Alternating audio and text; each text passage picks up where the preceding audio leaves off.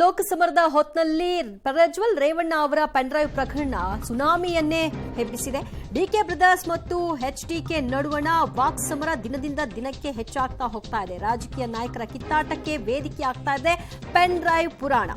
420 brother ಎಂದಿದ್ದ ಎಚ್ಡಿಕೆಗೆ DK brothers punch ಕೊಟ್ಟಿದ್ದಾರೆ. ಆ ಸಂಬಂಧಿತ ಒಂದು ವರದಿ ಇದೆ, ನೋಡೋಣ. ರಾಜ್ಯ ರಾಜಕೀಯದಲ್ಲಿ ಪೆನ್ ಡ್ರೈವ್ ಕೋಲಾಹಲ. ಎಚ್ಡಿಕೆ ಡಿಕೆ ಬ್ರದರ್ಸ್ ಮಧ್ಯೆ ಟಾಕ್ ವಾರ್. 420 ಬ್ರದರ್ಸ್ ಎಂದ ಎಚ್ಡಿಕೆಗೆ ಡಿಕೆ ಪಂಚ್. ಎಸ್, ರಾಜ್ಯ ರಾಜಕೀಯದಲ್ಲಿ ಪೆನ್ ಡ್ರೈವ್ ರಾಜಕೀಯದ ಸುನಾಮಿ ಎದ್ದಿದೆ.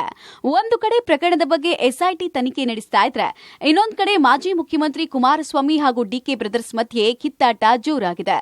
ಪ್ರಜ್ವಲ್ ರೇವಣ್ಣ ಮಾಜಿ ಕಾರು ಡ್ರೈವರ್ ಕಾರ್ತಿಕ್ರನ್ನ ಮಲೇಷ್ಯಾಗೆ ಕಳಿಸಿದ್ದು, ಇದರ ಹಿಂದೆ 420 ಬ್ರದರ್ಸ್ ಇದ್ದಾರೆ ಅಂತ ಕುಮಾರಸ್ವಾಮಿ ಮಾಡಿರೋ ಆರೋಪಕ್ಕೆ ಡಿಕೆ ಬ್ರದರ್ಸ್ ತಿರುಗೇಟು ಕೊಟ್ಟಿದ್ದಾರೆ.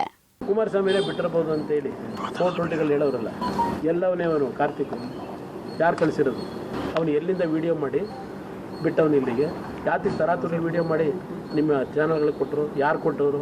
ನಾನು ಅವ್ರ ಕುಟುಂಬನ 420 ಅಂತ ಕರೆಯಲ್ಲ.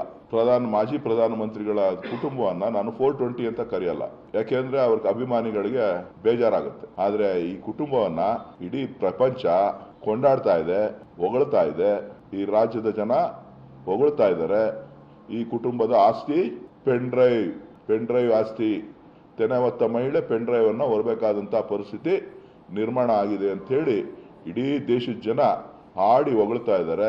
ಯಾವುದೋ ಒಂದು ತೋಟದಲ್ಲಿ ಮಡಗೋದು, ಇನ್ನೊಂದು ಕಡೆ ಮಾಡೋದು ನನಗೇನು ಅವಶ್ಯಕತೆ ಇಲ್ಲ, ಅವ್ರಿಗೆ ಅವಶ್ಯಕತೆ ಇದೆ. ಯಾರು ಈಗ ಅವ್ನು ಹುಡುಗ ಹೇಳೋನಲ್ಲ, ನಾನು BJP ಅವ್ರು ಕೊಟ್ಟೆ ಅಂತ. ಇನ್ನೊಂದು ಕಡೆ ಅವನು ಯಾರು ಅಡ್ವೊಕೇಟ್ ಹೇಳಿದಾರಲ್ಲ, ನಾನು ಕುಮಾರಣ್ಣನ ಬಗ್ಗೆ ನನಗೆ ಅಭಿಮಾನ, ಗೌಡ್ರ ಬಗ್ಗೆ ಅಭಿಮಾನ, ನಾನು ಭೇಟಿ ಮಾಡಿದ್ದೆ, ನಾನು ತಿಳಿಸಿದ್ದೆ ಅಂತ ಆತನು ಕೂಡ ಏನು ಹೇಳಿದಾನಲ್ಲ. ಯಾರು ರಿಲೀಸ್ ಮಾಡಿದ್ರು ಬಿಟ್ರು ಅಂತ ಅದು ನೆಕ್ಸ್ಟ್ ಒಂದು ಪ್ರಶ್ನೆ ಮಾಡೋಣ, ಒಂದು ಚರ್ಚೆ ಮಾಡೋಣ. ಅದಕ್ಕೆ ಚರ್ಚೆ ಮಾಡೋಣ.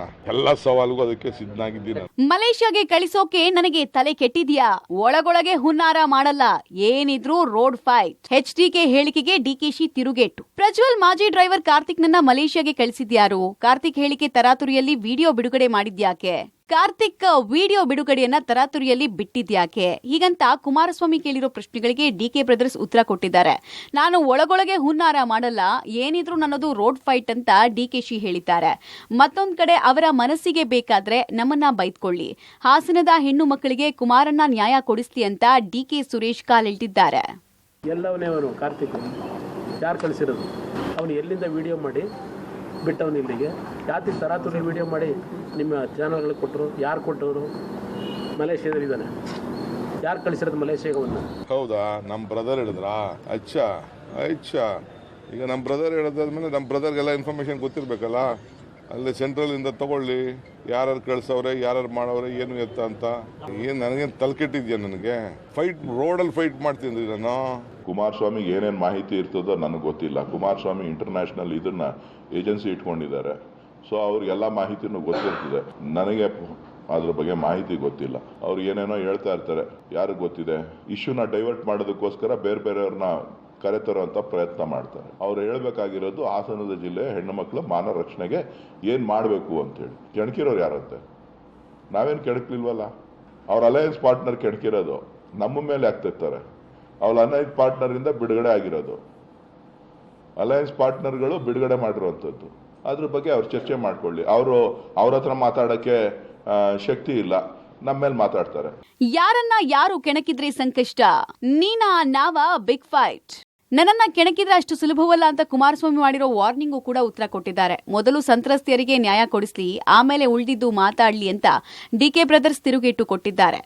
ನನ್ನನ್ನು ಕೆಣಕವ್ರೆ, ಈ ಕೆಣಕಿರೋದಕ್ಕೆ ಏನು ಮಾಡಬೇಕು ಅನ್ನೋದು ಗೊತ್ತು. ಇದೆಲ್ಲ ಭಾಳ ನೋಡಿದ್ದೀನಿ. ಅವನು ಎಲ್ಲವನೇ ಅಂತ ಮೊದಲು ಹುಡುಕೊಳ್ಳಿ ಆ ಕಾರ್ತಿಕ್ನ. ಕೆಣಕಿರೋರು ಯಾರಂತೆ? ನಾವೇನು ಕೆಣಕ್ಲಿಲ್ವಲ್ಲ. ಅವ್ರ ಅಲಯನ್ಸ್ ಪಾರ್ಟ್ನರ್ ಕೆಣಕಿರೋದು, ನಮ್ಮ ಮೇಲೆ ಆಗ್ತಿರ್ತಾರೆ. ಅವ್ರ ಅಲಯನ್ಸ್ ಪಾರ್ಟ್ನರ್ ಇಂದ ಬಿಡುಗಡೆ ಆಗಿರೋದು. ಅದ್ರ ಬಗ್ಗೆ ಅವ್ರು ಚರ್ಚೆ ಮಾಡ್ಕೊಳ್ಳಿ.